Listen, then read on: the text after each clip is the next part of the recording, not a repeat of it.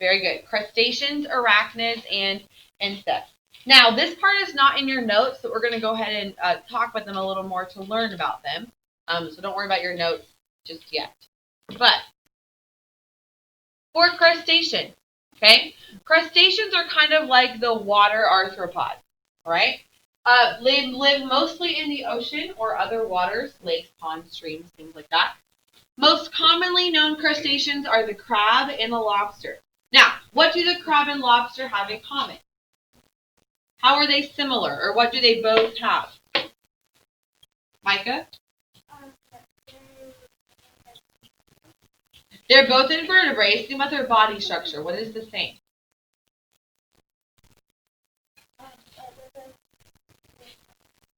They both have pinchers or claws. Okay. Now that's not characteristic of all crustaceans. Okay. But if you've ever eaten a lobster or a crab at a restaurant or something, you know that you have to kind of crack open the shell or crack open the claws to be able to eat the meat from the inside, right? That's the exoskeleton.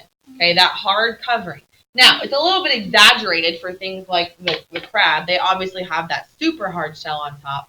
Not all arthropods will have that, but they will have some form of hard covering on the outside. So crustaceans have a hard external shell. They also have a head and an abdomen. Okay, the head has antennae, which kind of branch off from the top there, which helps make up part of its sensory system.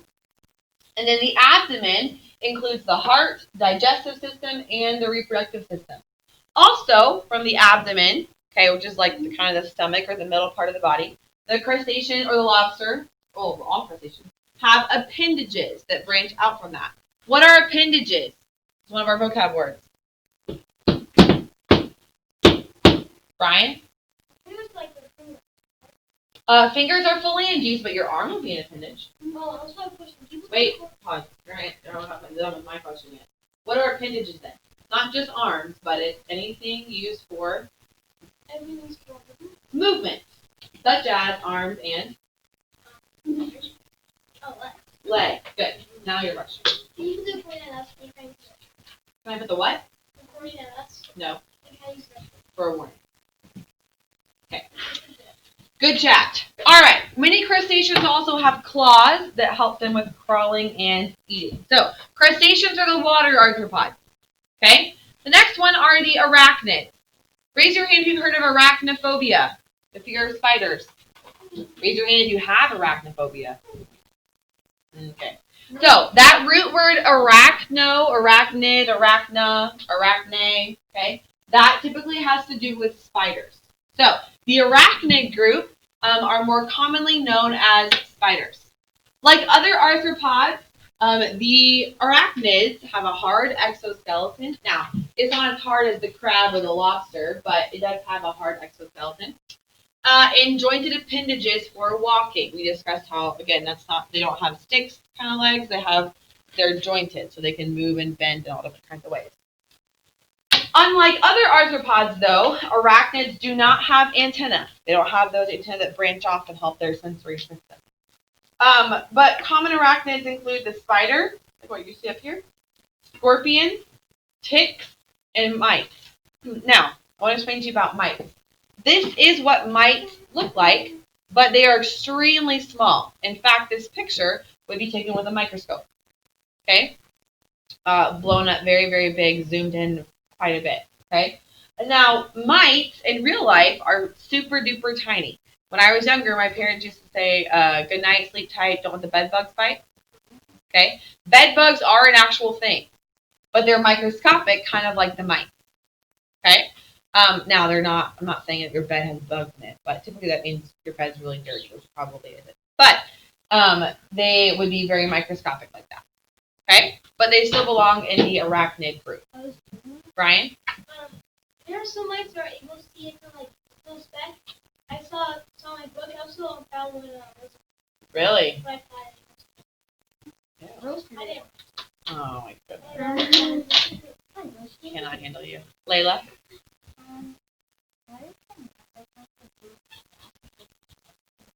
A big sack.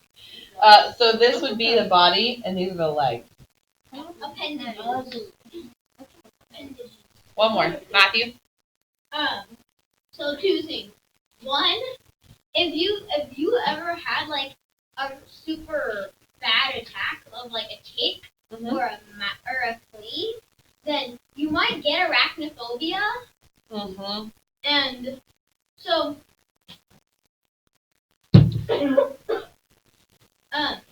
I know why octopi's tentacles are so sticky. Well, we haven't gotten to octopus yet, so save it for that. But it has to do with Save it. Tell us when we get to octopus. Okay? No. All right, insects. Last group of arthropods. Okay? Insects are the largest group of arthropods by far. There are over 800,000 different types of insects, which is a large reason why the invertebrate group is so much bigger than the vertebrate group, because of all the insects. The insect's head has a pair of antennae, but what characterizes the insects is they have compound eyes. Now, let me explain what that means. Most of us know that our eyeballs are not a perfect circle, right? We have a little bubble on the outside. That bubble is what makes up the lens of our eye. The lens of your eye works to help kind of bend or refract light into your retina, which is the nerve in the back of your eye, so that you can process what you're seeing and see the image and obviously see, okay? When your lens doesn't work properly, that's when you get glasses or contacts, okay? It helps bend those light rays into your eye and helps focus it so that the picture is not blurry, but it's clear, okay? Insects, however, they can have up to 4,000 lenses in one single eye. We have one, okay? Insects can have up to 4,000. Let me show you what I mean by that.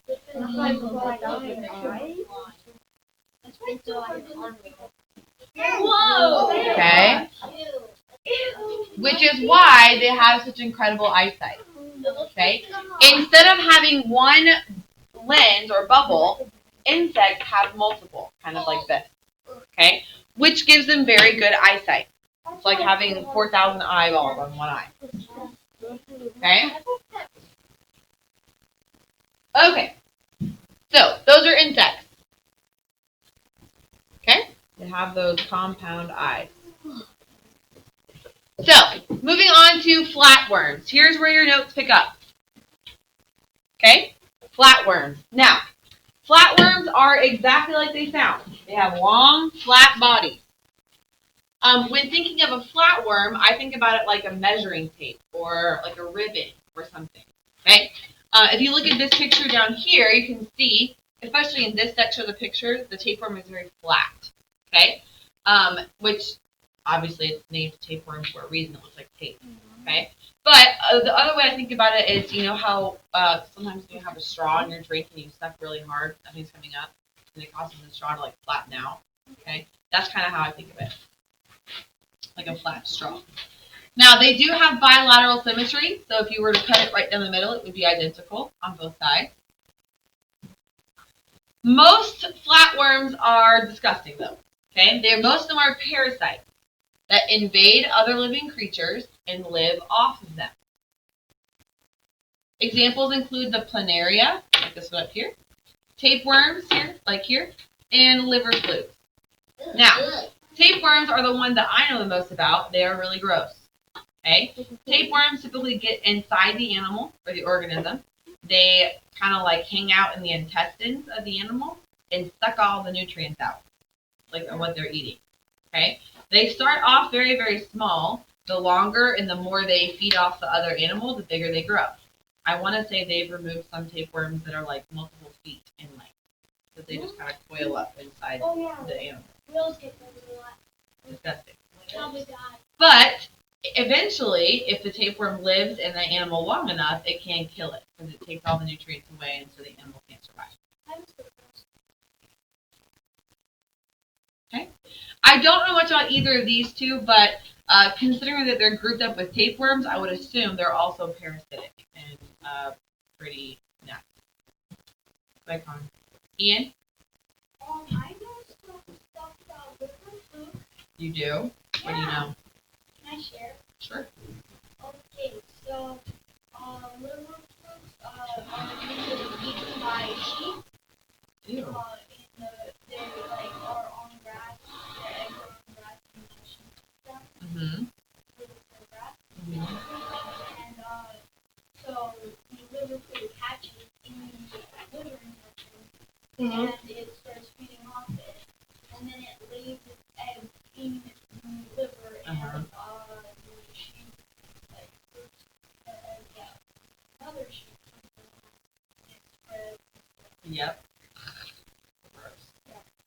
One more. Aiden? So, would a leech be inside of the black section? No. The leech is actually in the annelids group, which is coming up next. And also, actual leech habitat. Ew. And there were just so many, and they were really red. Ew. Yeah, leeches are gross too. Alright. Okay, last worm group. Annelids. Now, I like to think of these as the good worm group because they have the earthworms. Okay? Annelids are segmented worms. It just means their bodies are divided into segments. You can see here the earthworm has kind of different segments, which looks like it's growing in different parts. Okay?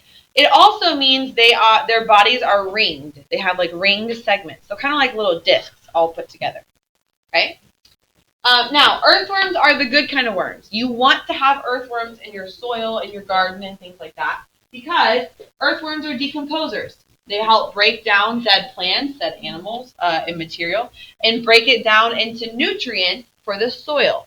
So, if you have earthworms in your garden, they help replenish the nutrients in the soil, which helps your plants grow. Okay? Leeches are not bad except for when they get onto your body. Okay? Now, back in the day, before we really knew much about modern medicine, they used to believe that diseases, sicknesses, bacteria, infection was carried in your blood. So, if you could get the sick blood out, then you would get better. So they would use leeches as like a medicine, and they would put the leech on the person's body, then it would kind of like latch on and suck the blood out. Okay? Now, the goal, they thought, okay, hey, the leech will suck out all the sick blood and then the person will get better. Now we know that's not true and that your blood is actually what carries the antibodies to help you get better. Okay? So what the leeches were doing is they were actually helping to like kill the person, making them more sick. Okay? We now know that you have to have your blood, so obviously we don't use that anymore. But that just kind of gives you a good idea of what leeches do. They typically latch onto whatever organism and then suck the blood out. Okay? Micah. So, one time, where are those leeches found? Lakes and, dirty lakes, ponds, things like that. Mm-hmm. Layla? Is that why there's still eggshells in our plant pot from like 5 years ago?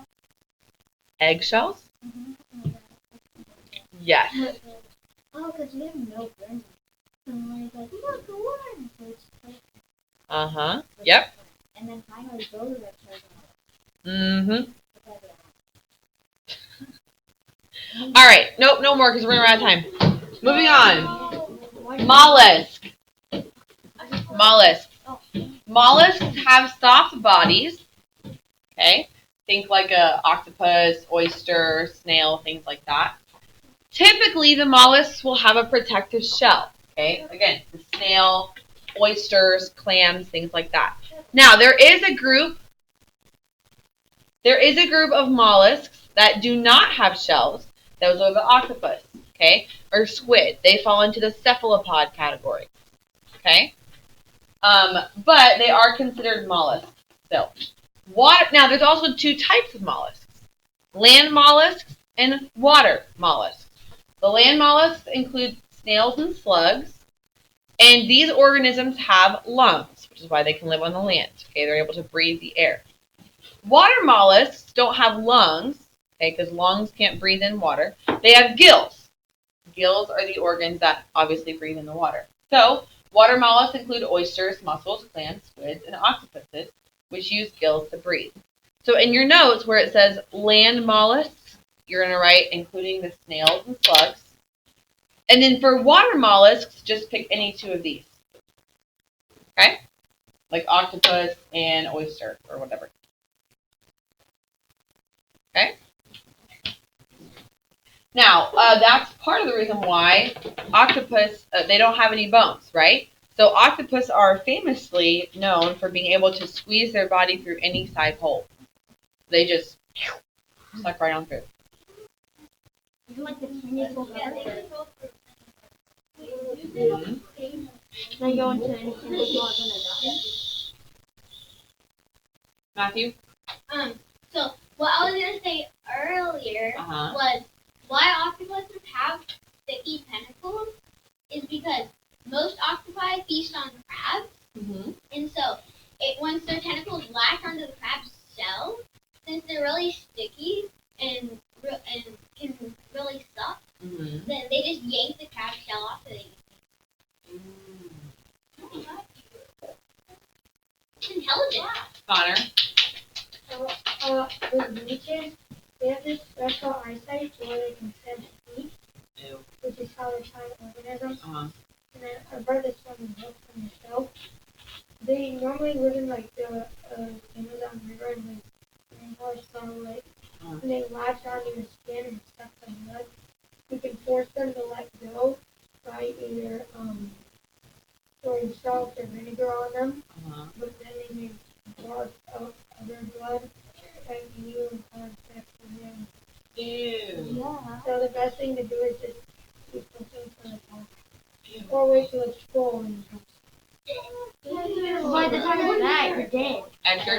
have you eaten oysters and Have I eaten oysters and octopus? I have tried oysters, didn't like it. Long time ago, I don't think I've ever eaten an octopus, but a long time ago, a long time ago, my aunt tricked me into eating squid, fried squid, and I didn't like it either. Why, have you eaten it? Did you like it? Both of them? we eat it with salsa. Eat it with salsa? I don't know. No, thank you. Alright. Nope. Last group is the echinoderms. Now, your clue for remembering what the echinoderm group is all about is the IN in echinoderms should remind you of the IN in spiny. Okay? Echinoderms have spiny skin. Okay? These kinds of animals have radial symmetry, so they have that central point, and then everything else kind of branches off into a circle from there. They also have thousands of little tube-like feet. If you've ever been to the beach and held a sand dollar before, or if you've been to an aquarium and seen starfish that kind of are stuck on the side of the wall, they all have those suckers in the bottom that help them move like that. Okay? So examples can include starfish, sea urchin, sand dollar, and sea cucumber. Now, the sea cucumber is kind of interesting. Obviously, you know that most animals have some kind of defensive mechanism, a way to protect themselves. Okay, octopus squirt ink. The sea urchin obviously has protection with the spikes and spines. Some of them are even poisonous sometimes, or they have poisonous like stingers in between them, toxic stingers, I should say. Jellyfish have the tentacles. Lots of other examples, but the sea cucumber, the way it defends itself is it actually squirts out its intestines. Okay, so it like flips itself inside out and squirts the intestines out to scare the other animal, and then sucks it back in. And then in some countries, like I think it's Japan maybe, this is considered a delicacy to eat. Lovely, isn't it? No, it's not. Okay, I'll take one hand. We gotta move on. Sophie. So, when we went to, I was like 7. When we went to Justin Beach in Florida, we were taking some pictures. We went with our friends. And me and my mom and my dad, and my mother gave me but me and my mom and my dad went searching for like starfish and stuff. And we went in the like not too deep, but like the deep side of the ocean. Yeah. And we dived in with the goggles, and we saw so many $3 things. Sand dollars? Yeah. And, wow. I still have some, but they smell really bad. Oh. And they dried up, and when you flip them over, they have like spikes and stuff. And we can look at so many. Wow. Cool. All right. Go ahead and turn to your classification chart, please. Matthew, you're going to have to For a warning. Oh, look at that. Then go for a warning. You should have gone before. She needs them. It's up to you. How many minutes the lesson period? About 10.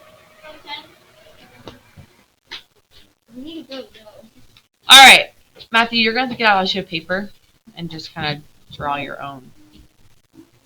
Okay, you'll be okay. All right, yesterday we filled out the domains and kingdoms as well as the examples.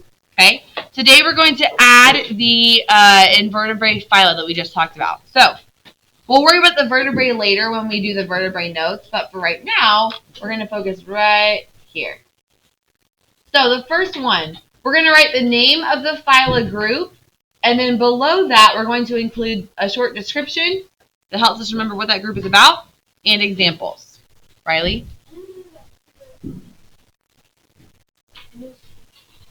Okay, so first group is annelids. Okay, first group is annelids. The characteristic of this group, they are the segmented worms. And then the examples we gave were leeches and earthworms.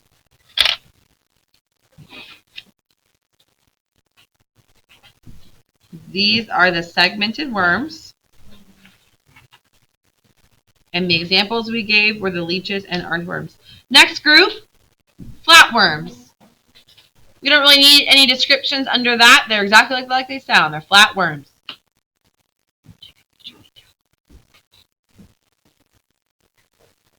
Okay. Then we have the echinoderms.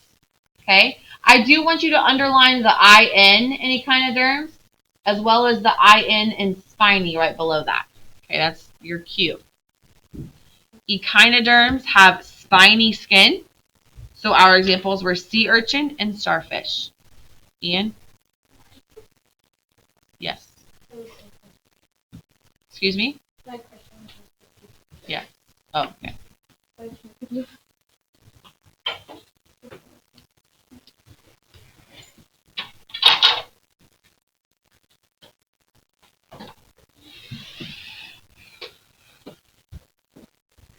Next, we have the arthropods. Below the arthropods, you do need to write the 3 different groups of arthropods: crustaceans, arachnids, and insects. You do have to know that for your test. Crustaceans, arachnids, and insects. Yes. On the arachnophobia, for some people, it kind of depends on what kind of spider it is. I guess that's true. Because, like, if it's, like, poisonous, like, actually, like, death poisonous. Yeah, it's scary. Matthew? So, this has to do with the sea cucumber. So, in Hawaii, when me and my family went to Hawaii, so me, my dad, and my sister, we went, like, really far out, and we found this shallow sandbank. It was, like, 6 foot deep, and my dad went, like, really far out, and to where it was, like, 10 feet. Whoa. So he had to borrow my goggles because he didn't bring any. Yeah. And he came up with a sea cucumber, and I was petting it, and something came from his mouth and punched me in the face. You got punched by a sea cucumber's intestines? He barked his right in your face, Matthew. That's gross. That's so funny. Alright. Next group are the nematodes. You do need to write the scientific name for that group, and then below that we're going to write the common name. So I have nematodes here, and then roundworms beneath that.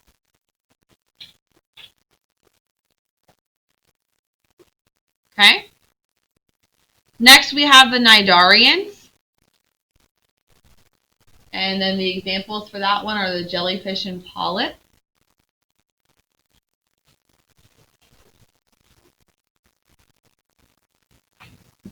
Brooklyn?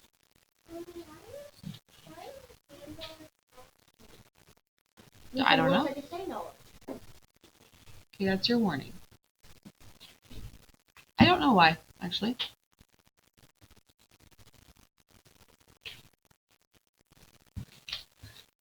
Okay. Then we have the mollusks. These are the kind that have soft bodies, but typically a hard shell, unless they're in the cephalopod group with the octopuses and squids and such. Soft bodies with a hard shell. Our examples include snails, octopus, and oyster. Those are just a few of the ones that we talked about.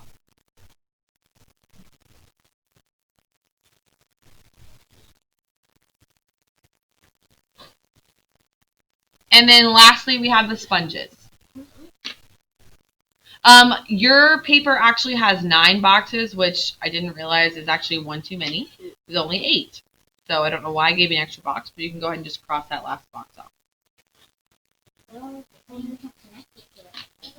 Perfect. Jacob? So you know how you said all animals have a way of protecting itself? Uh-huh. How does a starfish protect itself? I'm assuming the spikes on top of it are supposed to help protect it. And some of them can help can camouflage into the rocks they're on.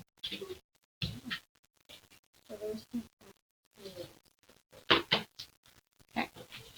All right, once you have those notes finished, you can go ahead and put that away. But don't put your binder away, because I'm going to pass back your vocab quizzes, and then I'll take questions on the project.